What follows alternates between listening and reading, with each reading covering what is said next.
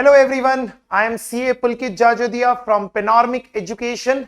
Welcome to our part 3 of GST amendment series applicable for CA final students who are going to appear in November 23 examination and onwards. ये video session देखने से पहले आपने part 1 and part 2 complete कर लिया होना चाहिए, जिसके अंदर हमने अगेन बहुत सारे अमेंडमेंट्स का डिस्कशन किया था जो फ्रेश नवंबर 23 के लिए एप्लीकेबल हो रहे हैं, जिसे हमने चैप्टर वाइज देख लिया था कि क्या चेंजेस किए गए हैं सप्लाई में, वैल्यूएशन ऑफ सप्लाई में, रिवर्स चार्ज के रिलेटेड जो कुछ कवरेज क्लियर किया गया, एग्जेम्पशंस में कुछ चेंजेस किए गए, पेमेंट चैप्टर में एक जो इंसर्शन किया गया, रिटर्न्स चैप्टर में एनुअल रिटर्न की डिलेड फाइलिंग पे जो लेट फीस की बात की गई, जो एक नया रूल 88C इंसर्ट किया गया, इनपुट टैक्स क्रेडिट में जो रूल 37A इंसर्ट किया गया, इस तरीके से tax invoices, debit note, credit note, E way bill and E invoicing में जो कुछ सर्कुलर्स या क्लैरिफिकेशंस आए, ये सब हमने कॉम्प्रिहेंसिवली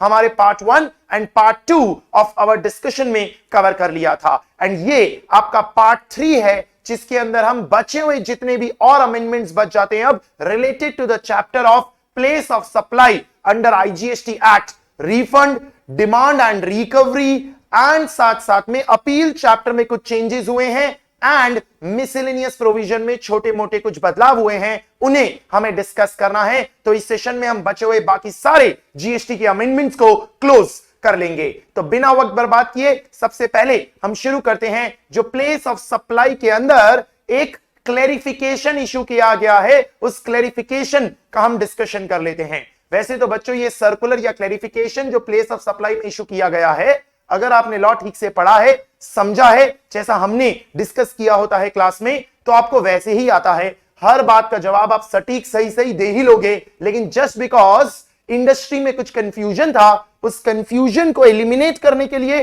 डिपार्टमेंट ने सर्कुलर निकाल के क्लियरली बता दिया कि ये मतलब है इसका, कोई कंफ्यूजन अवॉइड करने के लिए। तो सबसे पहली चीज तो ये किया कहां गया है, सेक्शन नंबर 12 सबसेक्शन 8। तो थोड़ा सा बैकग्राउंड याद कर लें 12 सबसेक्शन 8 का। सेक्शन 12 और section 13 place of supply of service निकालने में आपकी मदद करते हैं, जिसमें सेक्शन 12 आप तब पढ़ते हैं जब सप्लायर और रेसिपिएंट दोनों ही इंडिया में हैं, एंड 13 आप तब पढ़ते हैं जब सप्लायर और रेसिपिएंट में से कोई एक इंडिया में है और एक इंडिया के बाहर है। तो हम सेक्शन 12 की बात कर रहे हैं, मतलब location of supplier and location of recipient both are in India, जिसमें 12(8) के अंदर हमने पढ़ा होता है services by way of transportation of goods including mail and courier. तो अगर कोई ट्रांसपोर्टेशन ऑफ गुड्स की सर्विस प्रोवाइड कर रहा है including mail and courier, and supplier और रेसिपिएंट दोनों ही इंडिया में लोकेटेड हैं, तो उस केस में हम 12(8) पढ़ते हैं, जिसमें आपने 12(8) में पढ़ा क्या होता है कि अगर रेसिपिएंट रजिस्टर्ड है तो जो लोकेशन ऑफ रेसिपिएंट है वही प्लेस ऑफ सप्लाई ले ली जाती है।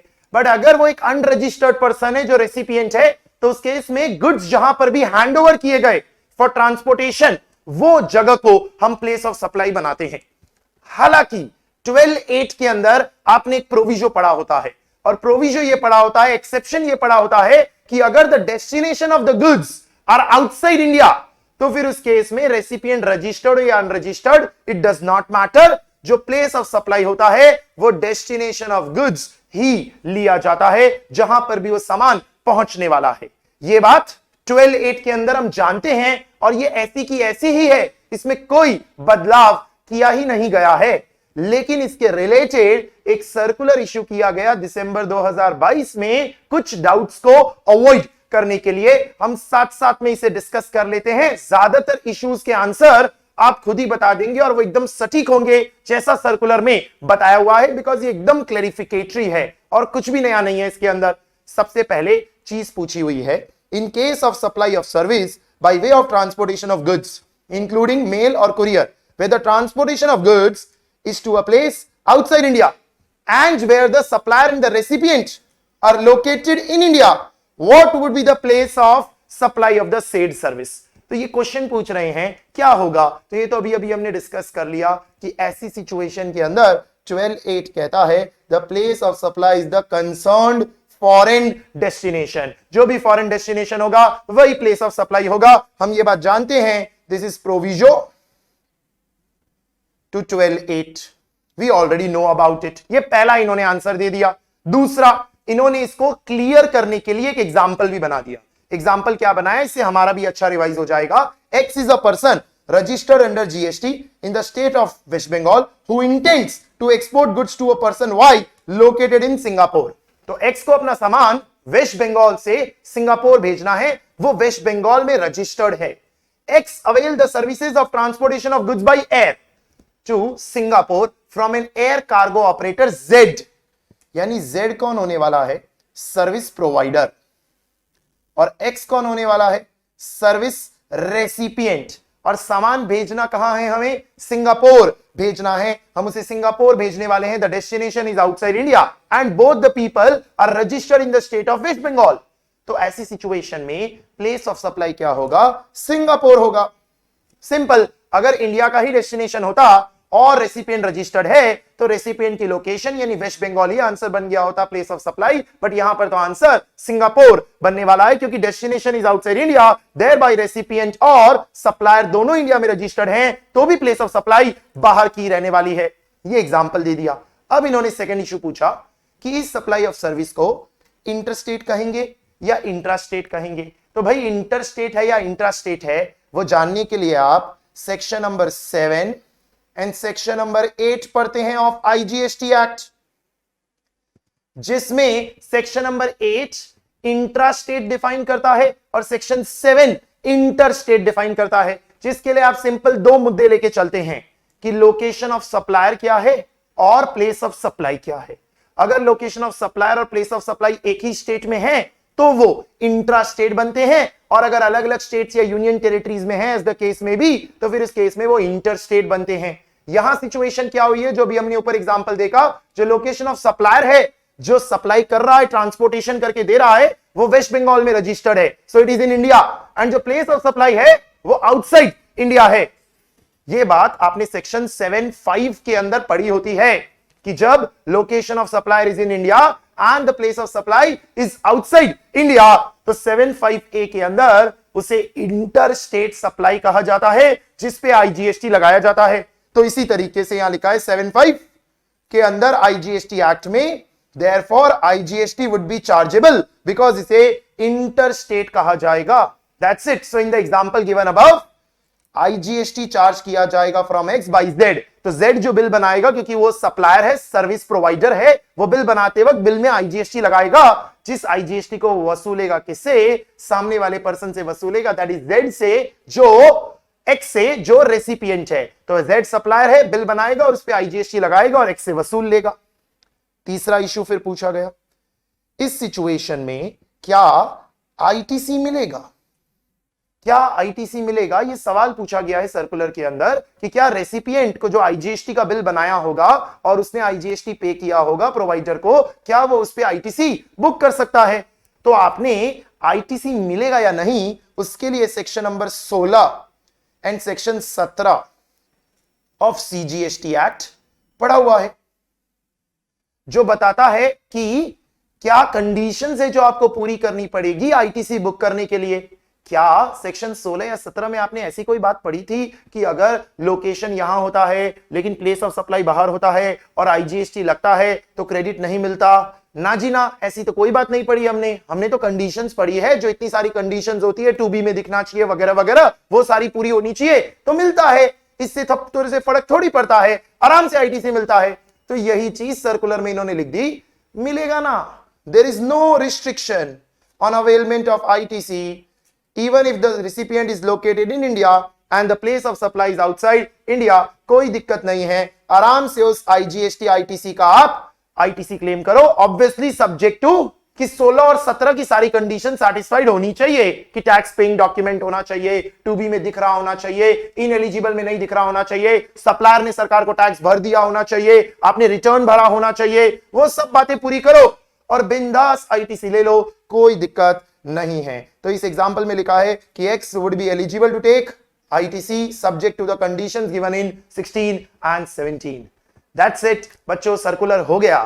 आपको ऐसा फील होगा सर इसमें क्या पढ़ाने वाली क्या बात थी, इसमें अमेंडमेंट जैसी क्या बात थी? कोई बात नहीं थी, हमने क्लास में इसे इतना प्रॉपरली पढ़ लिया था कि लॉजिक्स के बेसिस पे जो चीजें हमें पता थी वही सर्कुलर में दिया हुआ था। तो देयर वाज नथिंग न्यू सब कुछ आपको पता था, ऐसा समझ लो हमने 12.8 का रिवीजन कर लिया है। हालांकि ये जो 12.8 का प्रोविजो है ना, इसमें इस फाइनेंस एक्ट में, फाइनेंस एक्ट 2023 में अगेन अमेंडमेंट कर दिया गया है और वो अमेंडमेंट इंपैक्टफुल है। जिस अमेंडमेंट में हुआ यह है कि इस प्रोविजो को अब डिलीट कर दिया गया है, ये प्रोविजो अब नहीं रहेगा और ये इफेक्ट में आने वाला है। बट ये बात आपकी नवंबर 23 एग्जाम्स के लिए रेलेवेंट नहीं है, तो इसीलिए ये जो चेंजेस अब हुए हैं वो आपके कोई काम नहीं है। ये इसलिए बता रहा हूं क्योंकि अगेन कई बच्चे प्रैक्टिकली आर्टिकलशिप वगैरह में भी ये सब चीजें फॉलो करते हैं, पढ़ते हैं, तो गलती से वो इस चेंज के बारे में अपडेटेड हो तो वो एग्जाम में उसे इंप्लीमेंट करके ना आ जाए, क्योंकि हमारा जो कट ऑफ डेट है 30 अप्रैल 2023 तक का, उसके तहत वो अमेंडमेंट इफेक्ट में ही नहीं आया। इसीलिए प्रोविजो एग्जिस्ट करता है और जैसा हमने इस सर्कुलर में डिस्कस किया वैसा ही आपको एग्जाम में करके आना होगा। ये हमारा पहला प्लेस ऑफ सप्लाई का डिस्कशन कंप्लीट हो जाता है। नेक्स्ट अमेंडमेंट पे चलते हैं, नेक्स्ट डिस्कशन पे चलते हैं, which is related to the chapter of refund. Refund chapter में एक अनरजिस्टर्ड पर्सन कैसे रिफंड क्लेम कर सकता है, उसका एक पूरा ऑल टुगेदर नया प्रोसीजर नोटिफाई किया गया है विद अ सर्कुलर। यानी कि नया प्रोविजन भी आया है और उसके रिलेटेड कुछ क्लैरिफिकेशंस भी डाले गए हैं कि कैसे एक अनरजिस्टर्ड पर्सन डिपार्टमेंट से रिफंड क्लेम कर सकता है। और ये सुनने में ही आपको नया और थोड़ा यूनिक लगेगा, क्योंकि आपके दिमाग में सबसे पहले तो ये आएगा, सर अनरजिस्टर्ड पर्सन क्यों मांग रहा है रिफंड, और चलो मांग भी रहा है और उसका प्रोसीजर देने भी वाले हो, तो अनरजिस्टर्ड तो बेचारा रजिस्टर्ड ही नहीं है, तो वो रिफंड मांगेगा कैसे, उसके पास तो जीएसटी आई नहीं है। तो हमें इन बातों को समझना होगा कि ये नई बात क्या डाली गई है हमारे रिफंड चैप्टर के अंदर, कि हमें अनरजिस्टर्ड पर्संस के लिए पूरा एक मैनर प्रिस्क्राइब करना पड़ा है कि वो रिफंड कैसे क्लेम करने वाले हैं।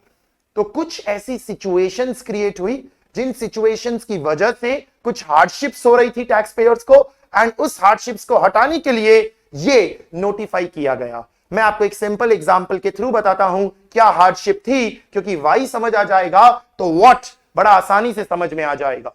समझो मैंने किसी प्रॉपर्टी की कंस्ट्रक्शन के लिए पैसा दिया है किसी बिल्डर को, प्रॉपर्टी की कंस्ट्रक्शन के लिए। तो आप ये बात जानते हैं, construction of a building is considered as a supply of service, उस पे तो जीएसटी लगता है।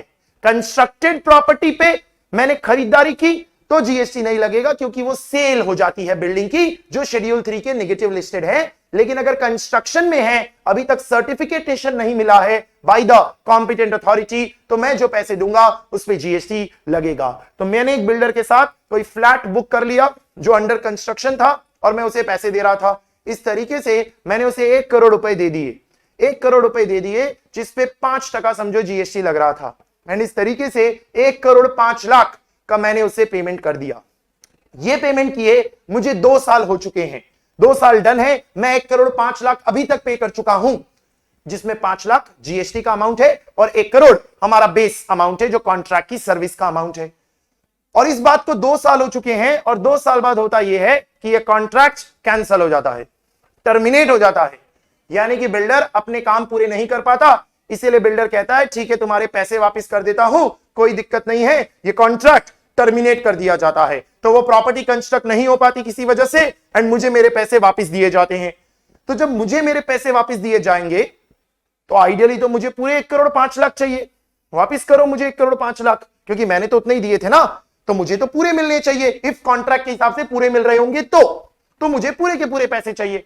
लेकिन दिक्कत क्या होगी, ये जो बिल्डर होगा उसने जब मुझसे 1 करोड़ 5 लाख लिए थे तो 1 करोड़ तो खुद के पास रखे थे और 5 लाख तो वो सरकार को दे चुका होगा, गवर्नमेंट को चुका चुका होगा वो।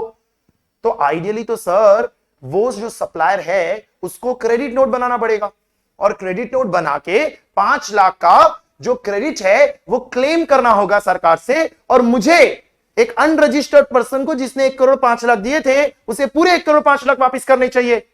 बट देन आपको इतनी सी बात बोलने पे ही ये ध्यान आना चाहिए कि सर क्रेडिट नोट बनाने की तो एक समय सीमा होती है जो सेक्शन 34 में दी हुई है, और सेक्शन 34 में लिखा है कि इतने समय तक ही आप क्रेडिट नोट बना सकते हैं, जो आपको पता है कि जिस साल की इनवॉइस होती है उसके नेक्स्ट फाइनेंशियल ईयर के 30 नवंबर तक ही क्लोज हो जाती है। उसके बाद तो आपको समय मिलता नहीं है, जो 30 नवंबर है या actual date of filing of annual return है, विच एवर इज अर्लियर, उस डेट तक ही आप क्रेडिट नोट बना सकते हो। लेकिन मैंने आपको एग्जांपल में बताया 2 साल से ज्यादा हो चुके थे इन पैसों को दिए हुए, एंड देयर बाय अब वो क्रेडिट नोट बना नहीं सकता। अब जब वो क्रेडिट नोट बना ही नहीं सकता तो वो तो मुझे 1 करोड़ ही वापिस करेगा, वो तो 5 लाख देगा नहीं, क्योंकि उसे सरकार से 5 लाख मिल नहीं रहे, तो वो मुझे वापिस करेगा नहीं। लेकिन मैं जिसने 1 करोड़ 5 लाख दिए थे, मैं तो अग्रीव्ड हो गया, मैं तो कहूंगा अरे ये तो गलत बात है, मेरे तो पूरे 5 लाख भी मुझे मिलने चाहिए। तो गवर्नमेंट ने कहा कोई दिक्कत नहीं है, ये नोटिफिकेशन इशू कर दिया है हमने, आप अनरजिस्टर्ड पर्सन है, आप रिफंड क्लेम करना चाहते हैं उस 5 लाख का, सप्लायर तो आपको देगा नहीं क्योंकि वो तो क्रेडिट नोट बना नहीं पा रहा, आप डायरेक्टली हमसे आगे ले लो, हमारे पास आओ, सारे डॉक्यूमेंट्स वगैरह दिखा दो हमें, जो भी प्रॉपर तरीका होता है, और एक एप्लीकेशन RFD1 में फाइल करके हमसे आप ले लो रिफंड, कोई दिक्कत नहीं है, आपको आपके पैसे दे देंगे। सरकार की नियत आपके पैसे थोड़ी ले लेना है, वो तो आपको मिलने ही चाहिए। जो अभी तक तो सप्लायर के थ्रू मिल जाते थे और सप्लायर को क्रेडिट नोट इशू करके सरकार से मिल जाते थे, लेकिन यहां पर हम डायरेक्टली आपको ये प्रोवाइड कर देंगे। इस वजह से ये सारी कहानी क्रिएट करनी पड़ी।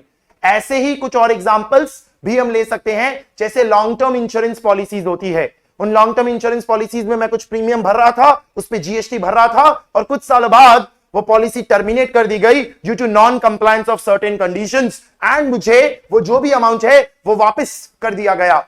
एंड अगेन जब वापस किया गया तो क्योंकि क्रेडिट नोट तो बन नहीं सकता, उसकी तो टाइम लिमिट एक्सपायर हो चुकी है, मुझे रिफंड चाहिए, तो मैं रिफंड डायरेक्टली गवर्नमेंट से क्लेम कर सकता हूं इस प्रोसीजर के थ्रू। ऑफ कोर्स अगर समझो मैंने 1 करोड़ दिए थे और उस पे 5 लाख का GST लगा था, और रिफंड मिलते वक्त मुझे 90 लाख से मिले, 90 लाख से मिले, तो फिर मुझे सरकार भी 5 लाख का पूरा GST रिफंड नहीं करेगी, जो 90 लाख के ऊपर 5% आ रहा है उतना ही मुझे रिफंड किया जाएगा। इसका मतलब 4.5 लाख की सरकार भी मुझे रिफंड देगी, उसे प्रोपोर्शनेट फॉर्म में ही देगी, क्योंकि जितने जब्ती कर लिए उसे तो हम सप्लाई मान के उसके ऊपर तो GST जो पेड है उसे पेड ही रहने वाले हैं, उसका रिफंड फिर आपको नहीं मिलने वाला है। इस तरीके से इन वजहों से ये सब इंट्रोड्यूस किया गया है। तो आपको सबसे पहले मैंने इस PDF के अंदर यही एग्जांपल्स दिए हुए हैं कि अनरजिस्टर्ड बायर्स होते हैं, वो एक एग्रीमेंट में एंटर करते हैं, अमाउंट पे करते हैं विथ टैक्स, और बाद में वो कॉन्ट्रैक्ट कैंसिल हो जाता है। एंड इस सिचुएशन में क्रेडिट नोट इशू ही नहीं हो पाता सेक्शन 34 में, क्योंकि टाइम पीरियड एक्सपायर हो गया। बट सर अगर टाइम पीरियड एक्सपायर नहीं होगा, तो टाइम पीरियड एक्सपायर नहीं होगा ना, तो फिर सप्लायर ही देगा पैसे, फिर सरकार नहीं देगी, सप्लायर को क्रेडिट नोट इशू करना पड़ेगा। फिर हमने ये प्रोविजन नहीं बनाया है, हमने तभी बनाया है जब क्रेडिट नोट इशू करने की समय जा चुका होगा, तो फिर सप्लायर में refund after deducting the amount of tax collected, क्योंकि वो तो यही कहेगा कि भाई वो अमाउंट तो मैं नहीं दे सकता क्योंकि वो तो सरकार ले जा चुकी है। ऐसी ही situation long term insurance policy में हो गई, जिसमें अपफ्रंट आपने GST के साथ प्रीमियम भर दिया और बाद में वो प्रीमेच्योरली टर्मिनेट कर दिया गया, तो उस केस में इंश्योरेंस कंपनी रिफंड करेगी, तो खाली जो प्रोपोर्शनेट प्रीमियम होगा नेट ऑफ GST वही करेगी जैसा उन्होंने पॉलिसी में लिखा हुआ होगा। इस सिचुएशन में कोई फैसिलिटी ही नहीं थी अनरजिस्टर्ड बायर को, कैसे उसे उसके पैसे वापस मिलेंगे। हालांकि सेक्शन 54(1) के अंदर लिखा था कि रिफंड तो कोई भी ले सकता है, यानी अनरजिस्टर्ड पर्सन भी ले तो सकता ही है ना, ऐसा तो नहीं लिखा था ले नहीं सकता, यानी वो एलिजिबल तो हमेशा से था, लेकिन वो कैसे अप्लाई करेगा जब वो रजिस्टर्ड ही नहीं है। इन सब बातों को, चीजों को लेके क्लैरिफिकेशन हमें चाहिए था, और वो अप्लाई कर सकता है, ये बात लिखी थी 2 years from the relevant date, ये तो हम जानते हैं, लेकिन रेलेवेंट डेट क्या मानी जाएगी, वो रेलेवेंट डेट एग्जैक्टली अगेन अब स्पेसिफाई कर दी गई है कि इन सिचुएशंस में जिस भी दिन ये कॉन्ट्रैक्ट कैंसिल हुआ होगा तो एक लेटर या मेमो बना होगा ना, contract cancelled on this date, उस डेट से 2 साल के अंदर अंदर आपको ये एप्लीकेशन करना होगा GST RFD1 में। बट सर रजिस्ट्रेशन है नहीं तो अप्लाई कैसे करेंगे?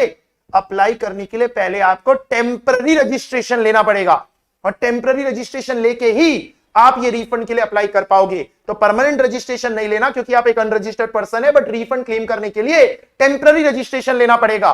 जिसमें एक चीज समझना, मैं सूरत में रहता हूं, सूरत में I am an unregistered person but I am located in Surat, और जो मैंने प्रॉपर्टी जिस बिल्डर से बनवाने को दी थी, समझो वो मुंबई का था, तो मैंने जो उसे GST भरा होगा वो तो उसने महाराष्ट्र गवर्नमेंट के साथ शेयर किया होगा, महाराष्ट्र गवर्नमेंट और सेंट्रल गवर्नमेंट के साथ शेयर किया होगा, तो अब जब मुझे रिफंड क्लेम करना है तो मुझे जो टेम्पररी रजिस्ट्रेशन लेना है वो जहां मैं लोकेटेड हूं उस जगह का नहीं लूंगा, मैं उस जगह का लूंगा जहां पे सप्लायर लोकेटेड था। इसका मतलब मैं जो सप्लायर महाराष्ट्र की लोकेशन है उसी जगह का रजिस्ट्रेशन ऑब्टेन करूंगा। बट सर अगर समझो आपने दो प्रॉपर्टी ली, एक महाराष्ट्र में ली थी और एक कर्नाटक में ली थी, तो फिर उस केस में मुझे दो टेम्पररी रजिस्ट्रेशन लेने पड़ेंगे, एक महाराष्ट्र का भी लेना पड़ेगा और एक कर्नाटक का भी लेना पड़ेगा, और दो रिफंड एप्लीकेशन फाइल करने पड़ेंगे, दोनों अलग अलग रजिस्ट्रेशन नंबर से जो दोनों टेम्पररी होंगे। बट सर अगर समझो महाराष्ट्र से ही आपने लिए हैं और महाराष्ट्र से आपने दो लिए हैं, दो प्रॉपर्टीज लिए और दोनों अलग अलग बिल्डर्स हैं, दोनों अलग अलग, और दोनों कॉन्ट्रैक्ट कैंसिल हो गए, समझो ऐसा हो गया, चलो रेयर है बट हो सकता है ना, ऐसा हो गया, तो रजिस्ट्रेशन तो एक ही लेना है क्योंकि महाराष्ट्र की एक लोकेशन ही हो गई, तो वहीं से आपको रिफंड लेना है, तो रजिस्ट्रेशन तो एक होगा बट रिफंड एप्लीकेशन दो होंगे क्योंकि दोनों अलग अलग सप्लायर्स और अलग अलग सप्लाई के रिस्पेक्ट में हैं। इस तरीके से ये सारी बातें भी सर्कुलर के अंदर क्लियर कर दी गई है। तो हमें रिफंड के लिए अप्लाई करना है within 2 years from the relevant date, और हमें यह भी तो साबित करना पड़ेगा कि हमने ये इंश्योरेंस किसी और को पास ऑन नहीं किया, जिसके लिए रेलेवेंट डॉक्यूमेंट्स काफी हैं, क्योंकि हम तो अनरजिस्टर्ड हैं, तो हम किसी और को कैसे पास करेंगे, क्योंकि हम किसी और को पास कर देते हैं तो फिर रिफंड मुझे नहीं मिलता, रिफंड का अमाउंट कंज्यूमर वेलफेयर फंड में चला जाता है। इस तरीके से अनरजिस्टर्ड पर्सन को एप्लीकेशन कर पाने के लिए एक नई फंक्शनैलिटी डाली गई है, जिस कैटेगरी को हम कहते हैं रिफंड फॉर अनरजिस्टर्ड पर्सन। तो जब RFD 1 आप भरने जाएंगे तो आपको कैटेगरी सिलेक्ट करनी होगी रिफंड फॉर अनरजिस्टर्ड पर्सन, और आपको ये स्टेटमेंट अपलोड करने पड़ेंगे, जिस स्टेटमेंट में ये फॉलोइंग डॉक्यूमेंट्री एविडेंस रिक्वायर्ड होंगे। पहला स्टेटमेंट क्या होगा, जिसमें सारे इनवॉइसेस की detail, number, date, value, tax paid, ये सारी कहानी होगी, ये सारी की सारी कहानी ये आपको पहले स्टेटमेंट में डालनी होगी। और दूसरे स्टेटमेंट में आपको एक सर्टिफिकेट लेना है। सर्टिफिकेट किससे लेना है? अपने सप्लायर से, और सप्लायर से ये सर्टिफिकेट लेना है कि हाँ भाई तूने टैक्स पे कर दिया था और उस टैक्स का एडजस्टमेंट तूने तेरी बुक्स में नहीं किया है, एंड देयर बाय मैं रिफंड लूं, और तूने मुझे रिफंड नहीं किया है। क्योंकि अगर सप्लायर ने अपने बुक्स में एडजस्ट कर लिया है और मुझे रिफंड कर दिया है तो फिर मैं कैसे रिफंड मांग सकता हूं सरकार से? वो तो पहले ही कर चुका है मेरा सप्लायर। इसीलिए मुझे सप्लायर से एक एफिडेविट चाहिए, एक सर्टिफिकेट चाहिए कि ऐसा ऐसा हो चुका है, जिसमें जो सीए या सीएमए से हमें एक सर्टिफिकेशन चाहिए होता है उसकी जरूरत नहीं होगी, भले 2 लाख से ऊपर की अमाउंट है, क्योंकि आप ये स्टेटमेंट्स दे रहे हैं जो अपने आप में काफी होंगे। जिसमें रेलेवेंट डेट क्या ली जाएगी for filing refund? Date of issuance of letter of cancellation, वही डेट ले ली जाएगी। जिसमें अगर पैसा कम मिला होगा तो जितना प्रोपोर्शनेट अमाउंट होगा उतना ही रिफंड किया जाएगा, ये क्लियर कर दिया गया। दैट्स इट, ये सारी बातें इसके अंदर कवर कर ली गई है। इसमें मैंने आपको बहुत सारी रजिस्ट्रेशन कहां लेना है और साथ साथ में कितने रिफंड एप्लीकेशन फाइल करने हैं ये सब भी बताया, जो सब डिटेल सर्कुलर में दिए हुए हैं, और वो सब इतने इंपॉर्टेंट नहीं है एग्जाम एंगल से, जितनी बातें जरूरी थी वो सब आपको यहां पर कंटेंट कवरेज के अंदर दी हुई है, जो आपको ध्यान में रखनी है। पीडीएफ ऑलरेडी लिंक में अपलोडेड है, आप उसके थ्रू से रेफर कर ही सकते हैं। एनी हॉबी इंस्टीट्यूट के जो स्टैट्यूटरी अपडेट्स हैं वो भी इससे सिंक करते हैं, उससे ही आप रेफर कर लेंगे तो भी आपका काम हो जाएगा। ये हमारा दूसरा डिस्कशन कवर होता है अभी तक का, that was related to the chapter of refund. तो पहला डिस्कशन हो गया हमारा प्लेस ऑफ सप्लाई में 12(8) का सर्कुलर, और दूसरा डिस्कशन हो गया रिफंड चैप्टर के अंदर जो हमारा कवरेज आया with regard to this new functionality of refund by unregistered person. Next discussion पे चलते हैं हमारे सेक्शन 73 to 84 के चैप्टर में डिमांड एंड रिकवरी, जहां दो मेन बातें करनी है, दो सर्कुलर्स कवर करने हैं, एक सेक्शन 75 के रिलेटेड और दूसरा सेक्शन नंबर 84 के रिलेटेड। 84 वाला तो बहुत छोटी सी सिर्फ क्लेरिफिकेशन है, मेन जो डिस्कशन है वो ये पहला सर्कुलर जो अगेन दिसंबर 2022 में नोटिफाई किया गया, हमें वो डिस्कस करना है, जिसके अंदर हम सेक्शन 73, 74 एंड 75 के रिलेटेड एक मसला क्लेरिफाई करने वाले हैं। तो सबसे पहले तो आपको 73, 74, 75 का थोड़ा सा बैकग्राउंड याद होना चाहिए, थोड़ी डिस्कशन ध्यान में होनी चाहिए, तभी आसानी से आप इसे समझ पाएंगे। सेक्शन 73 एंड 74 में आप क्या बात करते हैं कि tax is not paid, short paid, not levied, short levied या एरनसली रिफंडेड, जिसमें कोई इंटेंट नहीं था टू इवेड, यानी कोई फ्रॉड या मिस रिप्रेजेंटेशन नहीं था, तो सेक्शन 73 लगता है। और यही 5 चीजों के लिए अगर कोई इंटेंट था आपका गलत, फ्रॉड या मिस रिप्रेजेंटेशन ऑफ फैक्ट्स था तो 74 लगता है। एंड जो सेक्शन 75 है वो सपोर्ट सेक्शन है, जो 73 एंड 74 की बताई हुई बातों के लिए कुछ कॉमन हेल्पिंग प्रोविजंस देता है कि अगर स्टे लग गया तो क्या होगा, तो स्टे का पीरियड एक्सक्लूड कर दिया जाएगा। ये सारी बातें सेक्शन नंबर 75 के अंदर दी हुई है। अब एक ऐसा इशू जिसे क्लास में पढ़ते वक्त भी जनरली जब बताया जाता था सेक्शन 75 पढ़ाते वक्त, तो ज्यादातर बच्चे डाउट पूछते ही थे, और ये डाउट जो पूछा जाता था उसके रिलेटेड कभी कोई क्लेरिफिकेशन तो नहीं था लॉ में, लेकिन जो कॉमन लॉजिक या अंडरस्टैंडिंग थी उसके थ्रू हम आपको आंसर्स देते ही थे कि ऐसा ही करना होगा, यही होना चाहिए। और वही डिस्कशन जो क्लासेस में हुआ होता है हमारा, वो अब क्लियर कर दिया गया है थ्रू अ सर्कुलर। यानी जो हमने इमेजिन किया था या जो सोचा होगा ना, वही क्लियर किया गया है। मतलब अगेन आप बेसिक लॉजिक लगाओगे तो उससे आपका काम हो जाएगा। मैं ऐसा एक्सपेक्ट करता हूं अगेन कि ये एग्जाम्स के लिए थोड़ा इंपॉर्टेंट है। जैसे इससे पहले जो दो डिस्कशंस किए, प्लेस ऑफ सप्लाई और रिलेटेड टू रिफंड, वो इतना इंपॉर्टेंट नहीं है, लेकिन ये फिर भी है, इस पे आराम से 3 या 4 मार्क का एक इजी सा सवाल बनाया जा सकता है। क्या पढ़ा होता है आपने 75, आपको याद दिलाऊंगा तो तुरंत आपको ध्यान में आ जाएगा, हां सर ये डाउट तो हमारे मन में आता था। समझो, डिपार्टमेंट ने आपको शो कॉज नोटिस भेजा सेक्शन 74 का, फिर एक डिमांड ऑर्डर बनाया सेक्शन 74 का with in the time periods. Time periods क्या होते हैं 74 में? 4 years 6 months में शो कॉज नोटिस आना चाहिए from the due date of annual return relating to that financial year, जिस फाइनेंशियल ईयर की बात हो रही है। और अगर एनएस रिफंड है तो 4 years 6 months from the date of that NS refund, और 5 years डिमांड ऑर्डर के लिए तो 4 years 6 months एंड 5 years का टाइम पीरियड पढ़ते हैं सेक्शन 74 में। तो समझो आपको सेक्शन 74 में किसी पर्टिकुलर फाइनेंशियल ईयर के लिए 4 साल 6 महीने में शो कॉज आया, और 5 साल के अंदर अंदर उसका एडजुडिकेशन ऑर्डर, डिमांड ऑर्डर आ गया। आपने इस एडजुडिकेशन ऑर्डर, डिमांड ऑर्डर के अगेंस्ट अपील की, और जब अपील का प्रोसेस चल रहा था तो अपील के दौरान आपने यह साबित कर दिया कि यह गलती तो हुई है मुझसे, नॉट पेड, शॉर्ट पेड वगैरह वगैरह, बट जान पूछ के नहीं किया था। There was no intent to evade, fraud या मिस रिप्रेजेंटेशन नहीं था, यह आपने साबित कर दिया। आपने और आपके वकील ने मिलकर यह साबित कर दिया कि ऐसी कोई गलत नीयत नहीं थी। आपने हमें 74 का नोटिस भेज के गलती की है, यह सही नहीं है, और यह बात एक्सेप्ट कर ली गई। तो आपने 75 सबसेक्शन 2 वगैरह में पढ़ा होता है कि ऐसी सिचुएशन में ऐसा नहीं किया जाता कि वो जो शो कॉज नोटिस या डिमांड ऑर्डर है वो पूरा नल एंड वॉइड हो गया। आपको ऐसा माना जाएगा कि वो जो शो कॉज नोटिस या डिमांड ऑर्डर है वो 74 के तहत नहीं इशू किया गया था, ऐसा मान लो कि वो 73 के तहत इशू किया गया था, एंड प्रोसीडिंग्स को उसी बेसिस पे कंटिन्यू करो, जिसमें फिर वो जो एपेलेट अथॉरिटी है वो ऑफिसर को कहेगी इस केस को तुम्हें अब 2 साल में कंप्लीट करना है, जब भी ये डिसीजन या ऑर्डर पास किया गया बाय दैट एपेलेट अथॉरिटी।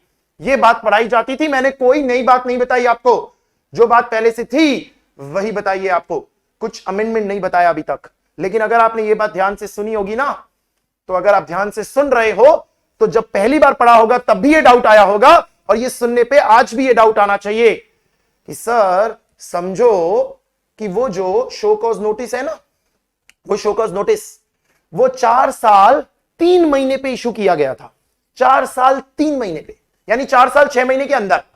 और जो डिमांड ऑर्डर है वो 4 साल 9 महीने पे इशू किया गया था, मतलब 5 साल के अंदर।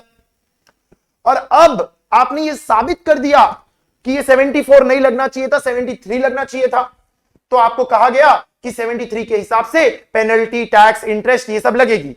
तो मतलब अब 73 में जाओगे तो 10% ऑफ टैक्स और 10,000 विच एवर इज हायर, जैसा हम पढ़ते हैं वैसा लगाया जाएगा, ना कि 74 के हिसाब से। ये तो ठीक है, लेकिन सर अब अगर ये 74 में सही नहीं और 73 में है, तो आप जरा सोचो, जो notice, show cause notice issue किया गया था 4 साल 3 महीने पे, वो 74 के टाइम पीरियड के हिसाब से तो सही था, लेकिन 73 के टाइम पीरियड के हिसाब से तो वो सही था ही नहीं ना, वो लेट था ना, क्योंकि 73 का जो टाइम पीरियड है वो तो 2 years 9 months है, तो 2 year 9 months के अंदर तो इशू ही नहीं हुआ, और उसका डिमांड ऑर्डर भी 3 साल में इशू हो जाना चाहिए। उसका डिमांड ऑर्डर भी कहां 3 साल में इशू हुआ, वो तो आप कह रहे हो 4 years 9 months पे इशू हुआ, 5 साल के अंदर अंदर हुआ एज पर 74, उसके हिसाब से ठीक है, लेकिन 73 के हिसाब से कहां ठीक है?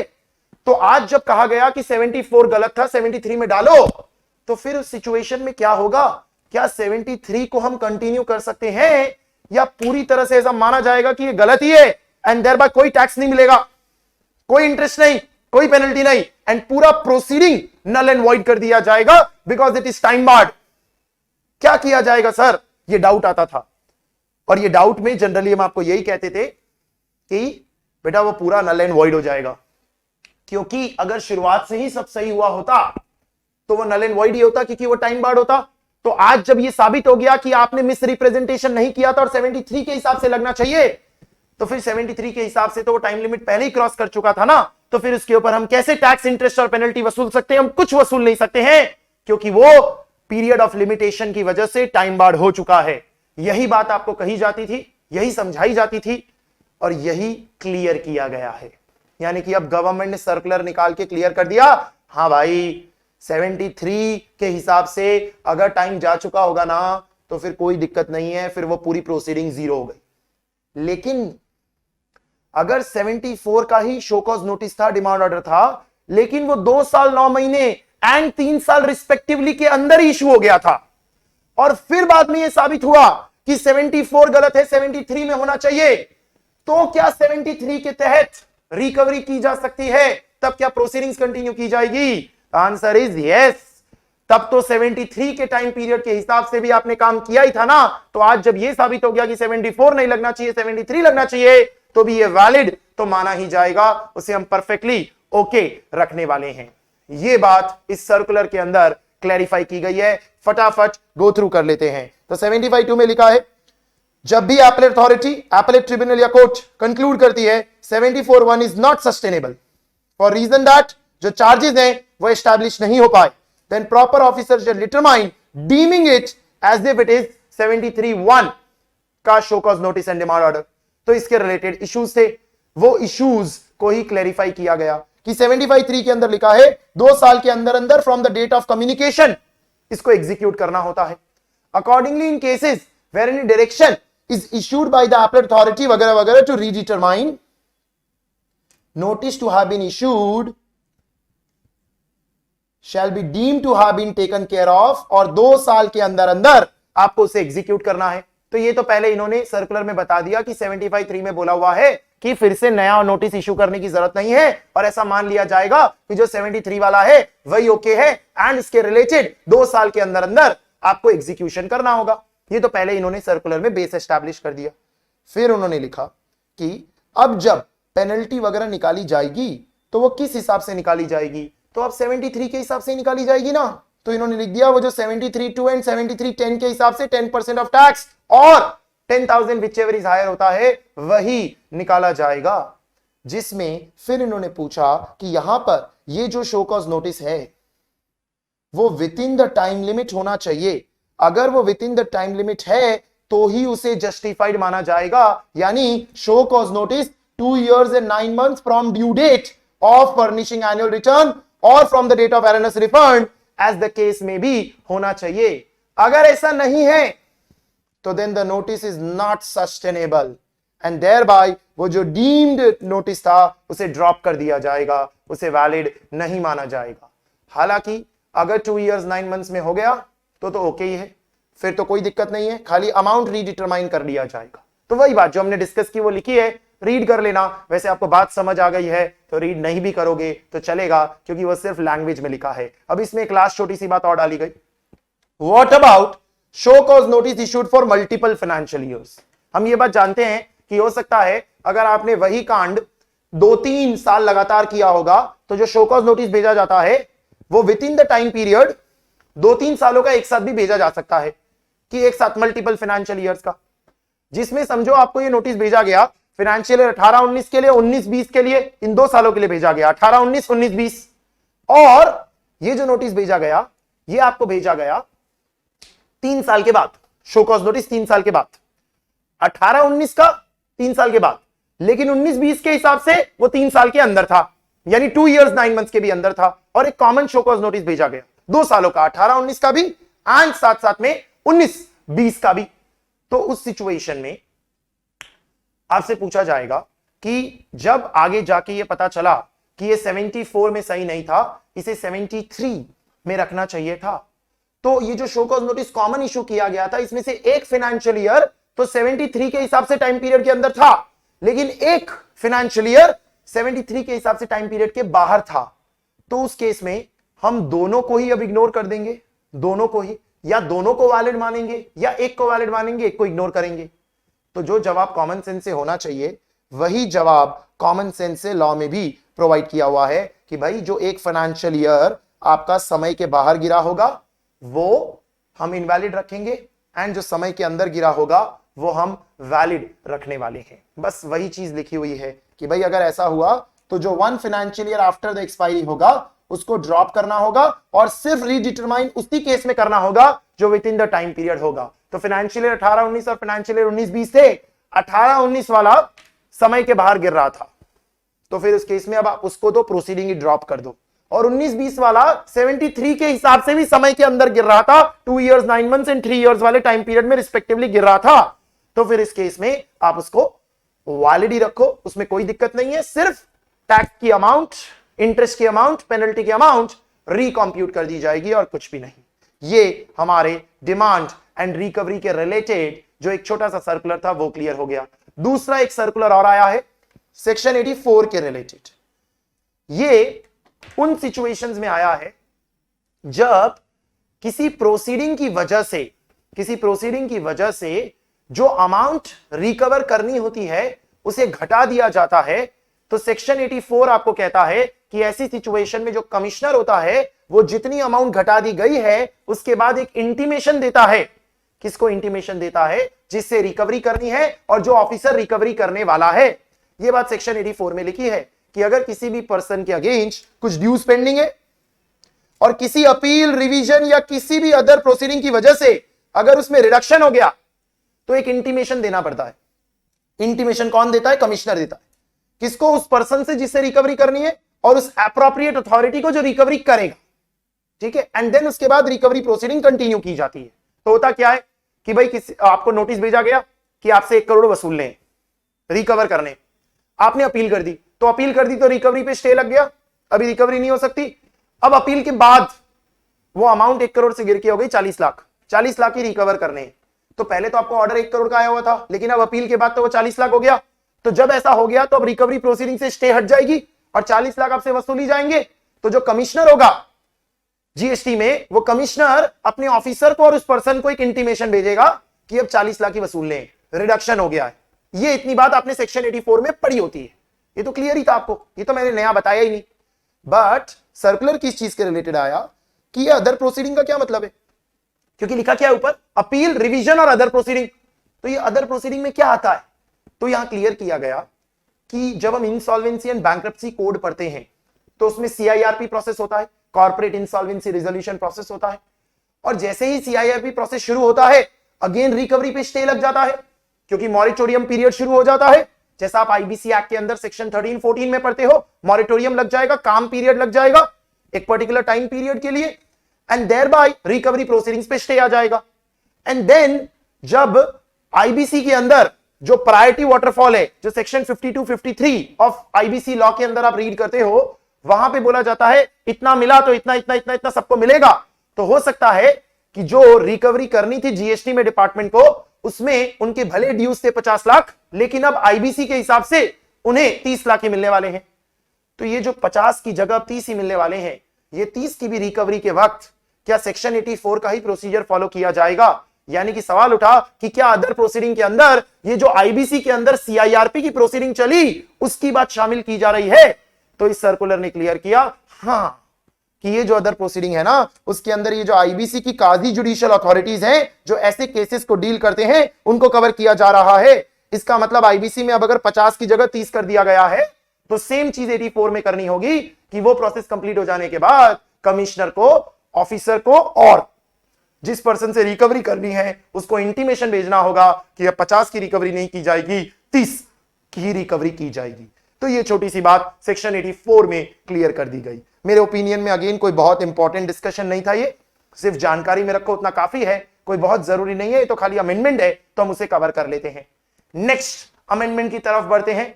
जो अपील एंड रिवीजन चैप्टर में हुआ है, बड़ा इंपॉर्टेंट है, बड़ा जरूरी है, जो सेक्शन 107 के अंदर बदलाव किया गया है। सेक्शन 107 में आप दो तरह की अपील्स पढ़ते हैं, एक जो अग्रीव्ड पर्सन करता है, टैक्स पेयर करता है 107(1) में, और एक जो डिपार्टमेंट करता है अपने ही ऑर्डर से नाखुश होके, अपने सबऑर्डिनेट के ऑर्डर से नाखुश होके 107(2) में।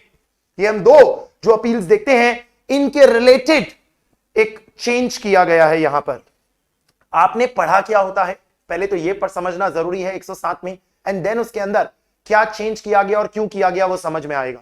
आपने पढ़ा ये होता है कि अगर एक अग्रीव्ड पर्सन अपील फाइल कर रहा है तो वो जीएसटी एपीएल 1 में करेगा, जीएसटी एपीएल 1 में अपील फाइल करेगा, और वो अपील उसे 3 महीने के अंदर अंदर फाइल करनी होती है, 3 मंथ्स के अंदर उसको फाइल करनी होती है।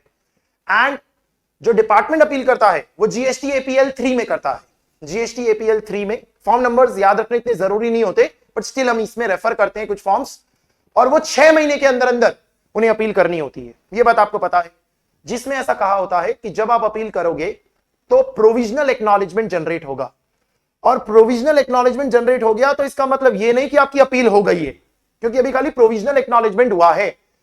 आपकी अपील तब अपील हुई हुई मानी जाएगी जब आप 7 दिनों के अंदर अंदर एक सर्टिफाइड कॉपी सबमिट करेंगे ऑफ द ऑर्डर जिसके अगेंस्ट आप अपील कर रहे हैं।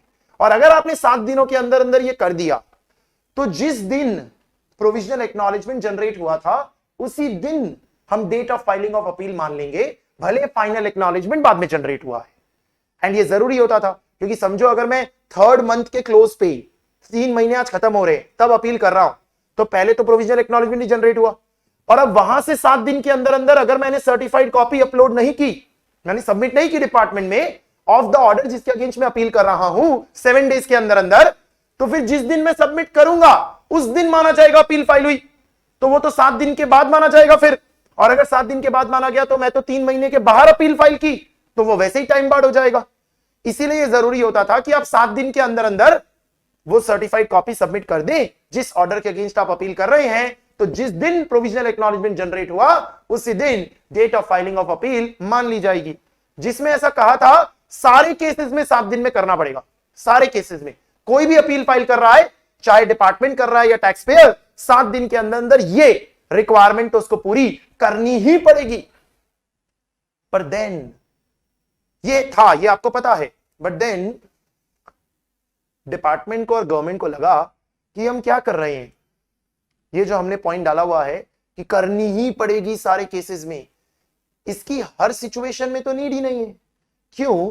क्योंकि जीएसटी की दुनिया में क्या होता है कि जब भी कोई ऑर्डर पास किया जाता है तो वो ऑर्डर पोर्टल पे अपलोड कर दिया जाता है, कॉमन पोर्टल पे अपलोड कर दिया जाता है, और वो एपेलेट अथॉरिटी देख सकती है जिसके अगेंस्ट आप अपील करना चाहते हो, जहां जाके आप अपील करना चाहते हो वो वहां अपलोडेड होती है, और वो ऑफिसर अपलोड करता है विद इट्स डिजिटल सिग्नेचर जो प्रॉपरली व्यू और डाउनलोड किया जा सकता है बाय द एपेलेट अथॉरिटी। तो एक एडजुडिकेटिंग ऑफिसर है, उसने कोई ऑर्डर पास किया और कोई बंदा उस ऑर्डर के अगेंस्ट अपील करना चाहता है एपेलेट अथॉरिटी में, तो उसे कहा गया कि ये ऑर्डर भी आपको सर्टिफाइड कॉपी देनी पड़ेगी 7 दिन के अंदर अंदर। बट द पॉइंट इज, जब एडजुडिकेटिंग अथॉरिटी ऑर्डर पास करता है तो वो अपलोड कर ही रहा है पोर्टल पे, वो पोर्टल पे अपलोड करेगा ही डीएससी यूज करके, तो उसे एपेलेट अथॉरिटी को देखने वैसे ही मिलेगा। तो अननेसेसरी क्यों आप 7 दिन के अंदर अंदर करना पड़ेगा ऐसा कह रहे हो? तो इस इनसिग्निफिकेंट लॉजिक को हटाने के लिए, जिसका कोई मतलब नहीं बनता, अमेंडमेंट डाला गया। अमेंडमेंट क्या डाला गया? दोनों जगह, टैक्स पेयर की अपील में भी और डिपार्टमेंट की अपील में भी, दोनों जगह डाला गया कि ये रिक्वायरमेंट जरूरी नहीं है। 7 दिन के अंदर अंदर जो आपको सेल्फ सर्टिफाइड कॉपी सबमिट करनी होती है डिपार्टमेंट में, वो जरूरी नहीं है अगर एडजुकेटिंग अथॉरिटी ने कॉमन पोर्टल पे उसे अपलोड कर दिया था। इसका मतलब जब आप अपील करोगे तो जो प्रोविजनल एक्नॉलेजमेंट जनरेट होगा उसी समय उसे फाइनल भी मान लिया जाएगा और वही date of filing of appeal हो जाएगी, कोई 7 दिन का चक्कर ही नहीं है। लेकिन कई बार ऐसा होता है कि जो एडजुकेटिंग अथॉरिटी है उसने ऑर्डर अपलोड नहीं किया। क्यों? क्योंकि उसने पास उसे मैन्युअली किया था, उसे मैन्युअली पास किया था। ऐसा एक्सेप्शनल सिचुएशन में हो सकता है, और जब उसने पास मैन्युअली किया तो उस केस में एपेलेट अथॉरिटी के पास वो ऑर्डर की व्यूइंग और डाउनलोडिंग नहीं आएगी। इस वजह से लॉ में लिखा गया कि ऐसी सिचुएशन में तो 7 दिन के अंदर अंदर सेल्फ सर्टिफाइड कॉपी आपको सबमिट करनी पड़ेगी डिपार्टमेंट में, तभी फाइनल एक्नॉलेजमेंट इशू होगा। एंड जो आपका डेट ऑफ फाइलिंग अपील है वो प्रोविजनल एक्नॉलेजमेंट वाली डेट ही ले ली जाएगी। बट अगर 7 दिन में नहीं किया तो फिर उस केस में तो जिस दिन आपने सबमिट किया उसी दिन डेट ऑफ फाइलिंग अपील मानी जाएगी। यानी कि अब आपके दिमाग में एक छोटा सा चार्ट जैसा बन जाना चाहिए, whether the documents have been uploaded on the common portal और whether they have not been uploaded. If they have been uploaded on the common portal you are free, तुमको कुछ नहीं करना, तुमने अपील फाइल की, डन, वही date of filing of appeal है। जैसे ही प्रोविजनल एक्नॉलेजमेंट जनरेट हुआ फाइनल भी हो गया, वही, कुछ और करना नहीं है। बट अगर if has not been uploaded on the portal तो दो पार्ट्स होंगे, whether you have submitted a self-certified copy of the decision or order against which you are appealing to the department within 7 days. If yes, the original date will be treated as the date of filing appeal. But if it is not been done in 7 days, then the date of submission will be treated as the date of filing appeal. और अगर वो 3 महीने निकल चुके होंगे ना, या 6 महीने as the case में भी, तो फिर गया, फंस गए आप, आपकी अपील टाइम बार्ड हो चुकी है। फटाफट रीड कर लेते हैं इसे, क्या लिखा है। An appeal against any order or decision by an adjudicating authority to appellate authority can be filed either by the aggrieved person or by the department. Earlier, क्योंकि अब बदल गया, as per the rule, in respect of an appeal by aggrieved person, a certified copy was required to be submitted within 7 days in GST APL 1, and this was required in all cases. Illogical, सब जगह क्यों file करवा रहे हो तुम? तो the date of filing of appeal in case where the copy was submitted was the date of issuance of provisional acknowledgement. Otherwise, it was the date of submission of certified copy. ऐसे ही rule 109 के अंदर भी same बात लिखी थी APL 3 के लिए कि डिपार्टमेंट को सर्टिफाइड कॉपी 7 दिन में देना होगा। लेकिन लॉजिक, जीएसटी रिजाइम में जब भी एक ऑर्डर इशू किया जाता है तो वो अपलोड होता है पोर्टल पे और उसे आराम से व्यू किया जा सकता है। देयर बाय ये जो अपलोडेड ऑर्डर को हमें चढ़ाना पड़ेगा, अननेसेसरी सबमिट करना पड़ेगा, वो इनसिग्निफिकेंट हो गया, कोई लॉजिक नहीं रह गया उसका, क्योंकि वो तो अवेलेबल है व्यूइंग और डाउनलोडिंग के लिए। हालांकि कई बार मैन्युअली पास किया जाता है तो उस सिचुएशन में अवेलेबल नहीं है, तो अगर सबमिशन नहीं होगा तो तकलीफ होगी, तब हम समझते हैं, बट अदरवाइज तो ऐसा नहीं करना चाहिए। तो इसीलिए बदलाव किए गए। बदलाव क्या किए गए? Where the decision is uploaded on the portal, a final acknowledgement shall be issued by the officer in this behalf and the date of issue of provisional acknowledgement shall be the date of filing of appeal. कोई और submission आपको करना ही नहीं। However, if it is not uploaded, तो आपको एक self certified copy 7 days के अंदर अंदर from the date of filing GST APL 1 देना होगा, तभी फाइनल एक्नॉलेजमेंट मिलेगा। एंड फिर जो प्रोविजनल एक्नॉलेजमेंट की डेट है उससे ही date of filing of appeal मान लेंगे, यानी 7 दिन के अंदर अंदर हुआ तो रेट्रो डेट से ही मानेंगे कि अपील हो गई थी। बट अगर ये काम नहीं किया तो फिर सच कॉपी जिस दिन सबमिट हुई उसी दिन date of filing of appeal माना जाएगा। सेम बात रूल 109 में भी डाल दी गई for department, word to word same है, कुछ भी फर्क नहीं है। आप रीड कर लोगे, सेम टू सेम बात दी हुई है, यानी कि वो टैक्स पेयर की अपील में भी हो गई और डिपार्टमेंट की अपील में भी हो गई। नेक्स्ट, एक और इंपॉर्टेंट चेंज किया गया है अपील के ही डिस्कशन में, एक नया रूल डाला गया है 109C, नया रूल इंसर्ट किया गया है जो पहले नहीं था। मैंने अपील फाइल कर दी, ये सब तामझाम जो आपको बताया वो कर दिया, अपील हो गई, और अब मेरा मन बदल गया, I want to withdraw the appeal. मुझे रियलाइज हो गया कि ये मैंने अपील बेतुकी की है, कोई चांस नहीं है मेरा जीतने का, अननेसेसरी की है, मेरे पास कोई एविडेंस नहीं है, साबित कर नहीं पाऊंगा, वक्त और पैसा बहुत लग जाएगा, and I want to withdraw. तो अभी तक अपील विदड्रॉ करने का कोई प्रोविजन नहीं था लॉ में, और अब 109C डाला गया है और बोला गया है कि आप विदड्रॉ कर सकते हैं, कोई दिक्कत नहीं है। ये बात APL 1 के लिए भी है और APL 3 के लिए भी है, मतलब टैक्स पेयर भी विड्रॉ कर सकता है, डिपार्टमेंट भी विड्रॉ कर सकता है एक एप्लीकेशन डाल के, जिसके लिए GST APL 1W and GST APL 3W as the case में भी आपको फाइल करना पड़ेगा, तो आप उसे विड्रॉ कर सकते हैं, पॉसिबल है, उसमें कोई दिक्कत नहीं है। लेकिन सर विड्रॉ कब तक कर सकते हैं? कोई टाइम लिमिट तो होना चाहिए। मैंने अपील की, उसके बाद अब मैं विड्रॉ कब तक कर सकता हूं?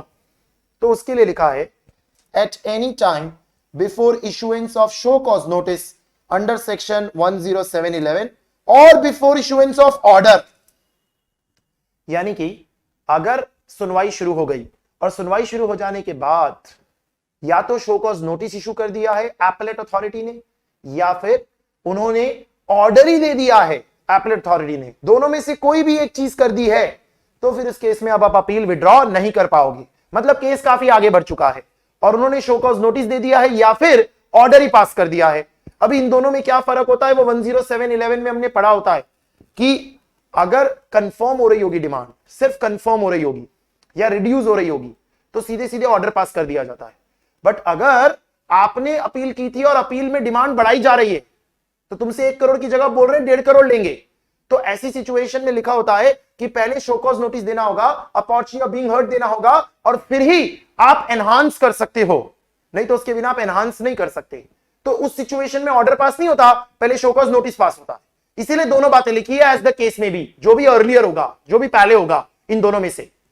तो अगर शो कॉज नोटिस या ऑर्डर में से कोई भी चीज हो गई है, कोई भी चीज हो गई एज द केस में भी, तो फिर अब आप विड्रॉ नहीं कर सकते। ये कुछ भी नहीं हुआ है, बिंदास विड्रॉ करो, भले केस की सुनवाई कितने भी समय तक चल गई हो, उससे कोई फर्क नहीं पड़ता, आप आराम से ये काम कर सकते हो। जिसमें एक एक्सेप्शन लिखा है, however where the final acknowledgement has been issued, the withdrawal of the said appeal would be subject to approval of the appellate authority, and such application for withdrawal shall be decided by the appellate authority within 7 days of filing of such application। इसका मतलब ये हुआ कि जो withdrawal करने की बात की हुई है, वो विड्रॉल कभी भी किया जा सकता है, लेकिन अगर फाइनल एक्नॉलेजमेंट इशू हो गया होगा, तो आपने विड्रॉ कर लिया तो सीधे विड्रॉ नहीं हो गया। जो अथॉरिटी है, एपलेट अथॉरिटी है, वो उसे अप्रूव करेगी, और उसे अप्रूव करने के लिए 7 दिन का वक्त मिलेगा। वो उसे अप्रूव करेगी तो ही विड्रॉल माना जाएगा। तो मतलब सर अगर प्रोविजनल एक्नॉलेजमेंट इशू हुआ, फाइनल एक्नॉलेजमेंट हुआ ही नहीं, प्रोविजनल एक्नॉलेजमेंट, तो बिंदास विड्रॉ कर लो, कोई अप्रूवल नहीं देगी एपलेट अथॉरिटी, उसको अप्रूव करना ही नहीं है, वो डन है, विड्रॉ। बट अगर फाइनल एक्नॉलेजमेंट हो चुका इशू, यानी फाइनल अपील एक्सेप्ट हो चुकी है, तो फिर उस केस में अब आप विड्रॉ करना चाहते हो तो करो। कब तक कर सकते हो? जब तक वो शो कॉज नोटिस या ऑर्डर पास नहीं कर देते, तब तक कर सकते हो। लेकिन जब भी विड्रॉ करोगे उस समय के पहले, तो जो सामने वाली अथॉरिटी है वो 7 दिन के अंदर अंदर ओके करेगी तो ही विड्रॉ होगा, नहीं तो विड्रॉ होने वाला नहीं। मतलब कि डिस्क्रिशन है एपलेट अथॉरिटी का, तभी ये हो पाएगा। फिर एक बात और क्लियर की गई, आपने विड्रॉ कर लिया और विड्रॉ करने के बाद अब आप फिर कह रहे हो मुझे अपील करनी, यानी पहले अपील की, फिर विड्रॉ कर लिया, और अब आप फिर अपील करना चाहते हो उसी नोटिस के लिए, उसी ऑर्डर के लिए, तो आप कर सकते हो, कोई दिक्कत नहीं है। लेकिन ये क्लियर किया गया, ये मत समझ लेना कि फिर से तुमको 3 महीने या 6 महीने मिलने वाले हैं। नहीं, वो जो ओरिजिनल 3 महीने या 6 महीने की समय थे ना, अगर वो अभी भी नहीं बीता होगा तो कर लेना। लेकिन अगर वो 3 महीने या 6 महीने एज द केस में भी टैक्स पेयर या डिपार्टमेंट का समय बीत चुका है, तो अब आप कुछ नहीं कर सकते। You can not file any fresh appeal, it is not possible. यानी वो ओरिजिनल टाइम पीरियड ही रहेगा, फ्रेश टाइम पीरियड नहीं मिलेगा। टाइम पास नहीं हो रहा इधर, जब मन हुआ तो जितनी बार अपील करनी है करो, करना है तो वो ओरिजिनल टाइम पीरियड बचा होगा तो ही करोगे। तो समराइज कर देते हैं, मैंने अपील कर दी APL 1 या APL 3 की, और अभी तक APL 2 यानी फाइनल एक्नॉलेजमेंट इशू नहीं हुआ था, विड्रॉ करनी है कर लो, कुछ अप्रूवल नहीं, कुछ नहीं। फाइनल एक्नॉलेजमेंट इशू हो गया, APL 2 बन गया था, विड्रॉ करना है कर लो, लेकिन अभी तक एपलेट अथॉरिटी ने अपना ऑर्डर या शो कॉज नोटिस पास नहीं किया होना चाहिए, तो कर सकते हो। लेकिन आपके करने के बाद भी वो अप्रूव करेंगे 7 डेज के अंदर अंदर। और एक बार विड्रॉ हो गया और अब आप फिर अपील करना चाहते हो, करो, लेकिन वो ओरिजिनल टाइम पीरियड के अंदर अंदर ही होनी चाहिए। ये बात रूल 109C के अंदर डाली गई है, जो हमारा अपील के चैप्टर के रिलेटेड डिस्कशन कंप्लीट हुआ। अब हमारा लास्ट एक छोटा सा अमेंडमेंट जो मिसलेनियस प्रोविजन में किया गया है, नेशनल एंटी प्रॉफिटियरिंग अथॉरिटी, तो जिसे हम क्लास में नापा बुलाते थे, नेशनल एंटी प्रॉफिटियरिंग अथॉरिटी। और हमने समझा होता था कि इसका काम क्या है, कि अगर GST लागू हो जाने की वजह से किसी ने जो बेनिफिट पास ऑन करना है वो कंज्यूमर को नहीं किया, तो उस सिचुएशन में उसके अगेंस्ट कार्रवाई की जाएगी और पेनल्टीज वगैरह लगाई जाएगी। वो काम नेशनल एंटी प्रॉफिटियरिंग अथॉरिटी करती है। सिर्फ GST लागू होते वक्त नहीं, आज के वक्त में भी GST काउंसिल कई सारी रेट्स बदलता है। जैसे किसी चीज की रेट उन्होंने 12% से 5% कर दी, तो सस्ता होना चाहिए ना वो सामान, कंज्यूमर को बेनिफिट पास ऑन होना चाहिए। लेकिन वो जो सप्लायर था उसने 12% से 5% हुआ तो 5% कर तो दिया, बट रेट रिवर्स कैलकुलेट करके जो बेस प्राइस थी वो बढ़ा दी, एंड इस तरीके से जो फाइनल सेलिंग प्राइस है वो GST कम होने के बावजूद सेम रह गई। यानी बेनिफिट कस्टमर को, कंज्यूमर को पास नहीं किया, तो उस केस में नेशनल एंटी प्रॉफिटियरिंग अथॉरिटी अपना काम शुरू करेगा, कंप्लेन रिसीव हो जाने पे या इन्वेस्टिगेशन शुरू करेगा। तो ये अभी भी है। तो सर बदला क्या है? बदला ये है कि अब ये काम सीसीसीआई को दे दिया गया है। सीसीआई को दे दिया गया है, कंपटीशन कमीशन ऑफ इंडिया, जिसके बारे में आप कंपटीशन एक्ट में तो पढ़ते ही हो। कंपटीशन एक्ट 2002 के तहत सीसीआई सारी चीजें संभालता है ना, तो ये काम सीसीआई को दे दिया। सही भी है ना, ये उनका डोमेन है। कोई डोमिनेंट पोजीशन अब्यूज कर रहा है, किसी भी तरीके का ऐसा एंटी अब्यूजिव प्रोविजन क्रिएट कर रहा है, तो वही काम के लिए तो सीसीआई है।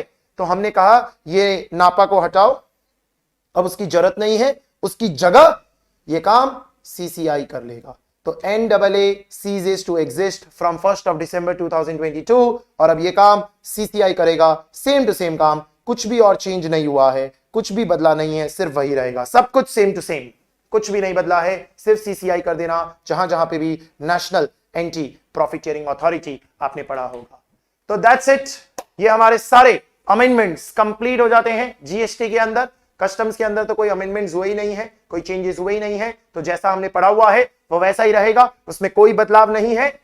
बट मन में एक छोटी सी बात चल रही होगी आपके, sir where is the foreign trade policy FTP 2023 से 2028 नई नई लॉन्च हुई है और नवंबर 23 के एग्जाम में वो एप्लीकेबल है, ये बात तो इंस्टीट्यूट कह चुकी है। तो सर वो किधर है? वो है, लेकिन इंस्टीट्यूट ने अभी तक उसके रिलेटेड सिलेबस कवरेज क्लियर नहीं किया है। एंड जैसे ही इंस्टीट्यूट उसका सिलेबस कवरेज क्लियर करेगी, हम तुरंत आपके साथ यहीं यूट्यूब पे ये डिस्कशन भी कवर कर लेंगे कि एफटीपी में क्या आपको कवर करना है। बिकॉज एफटीपी बहुत बड़ी होती है, पूरा थोड़ी पढ़ सकते हो, पूरा सिलेबस में नहीं होता है, उसके एक्सट्रैक्ट्स, रेलेवेंट एरियाज ही सिलेबस में होते हैं। तो वो तो बताएंगे हमें, डॉक्यूमेंट जब इशू किया जाएगा बाय द बीओएस, तभी जाके हम उसके बेसिस पे उसकी आगे पढ़ाई कर पाएंगे। तो उसे आप पेंडिंग रखें, वो कोई बहुत बड़ी चीज भी नहीं है, बहुत आसान है, बहुत आराम से हम कर लेंगे। जैसे ही वो इशू किया जाएगा immediately, there is no problem. अभी के लिए आपको जितने अमेंडमेंट्स कराए आपको उतने ही ध्यान में रखने हैं जो आपके नवंबर 23 एग्जामिनेशन एंड ऑनवर्ड्स के लिए रेलेवेंट होने वाले हैं। आपको ये फील भी हुआ होगा सर बहुत कुछ नहीं बदला है, छोटी मोटी कहीं कहीं चीजें बदली है, ऐड हुई है, डिलीट हुई है, इतना ही हुआ है, कुछ मॉडिफिकेशंस हुए हैं, कुछ ही छोटे मोटे ऐसे अमेंडमेंट्स जो थोड़े रेलेवेंट लग रहे हैं, बाकी तो कोई बहुत बड़ा इंपैक्ट नहीं क्रिएट होने वाला है। तो होपफुली आपकी अमेंडमेंट्स की समस्याएं क्लियर हो गई होगी, आपको बहुत अच्छे से सब कुछ समझ आ गया होगा। किसी भी तरह की क्वेरी हो या डाउट हो तो जरूर हमें कमेंट बॉक्स में पूछें, हम जरूर उसे जल्दी से जल्दी रिप्लाई करना चाहेंगे। साथ साथ में ये भी बताएं कि आपको ये हमारी 3 लेक्चर्स की सीरीज ऑफ अमेंडमेंट्स कैसी लगी, इसका फीडबैक जरूर कमेंट बॉक्स में छोड़ें। हम इसी तरीके से आपकी पढ़ाई को और बेहतर बनाने के लिए मिलते रहेंगे और आप भी हमारा चैनल सब्सक्राइब करके रखें, जरूर से कमेंट एंड लाइक करें इस वीडियो पे, पढ़ते रहें, मेहनत करते रहें। मेंटल ब्रेकडाउन्स होंगे, कई बार होंगे, मेंटल स्टेबिलिटी रखने की कोशिश करना कि मेरे पास जितना समय है मुझे उसमें बस ढंग से पढ़ना है। मेरी एक ही ऑब्जेक्टिव है, अगर इतना भी कर लोगे तो भी सेल थ्रू कर जाओगे। ज्यादातर लोग इन लास्ट के 2-3 महीनों में मेंटली थक जाते हैं या मेंटली डिफीट हो जाते हैं, उन्हें आता भी है तो भी वो मान लेते हैं नहीं आ रहा है, याद नहीं है, याद नहीं है करके वो हिम्मत नहीं दिखाते। करेज दिखाने का वक्त है, करेज दिखाओ, अच्छे से पढ़ते रहो तो आपको अच्छे रिजल्ट्स जरूर मिलेंगे। इसके साथ अलविदा, इतना ही था इस सेशन में, हम फिर मिलेंगे। Till then take care, have a nice day.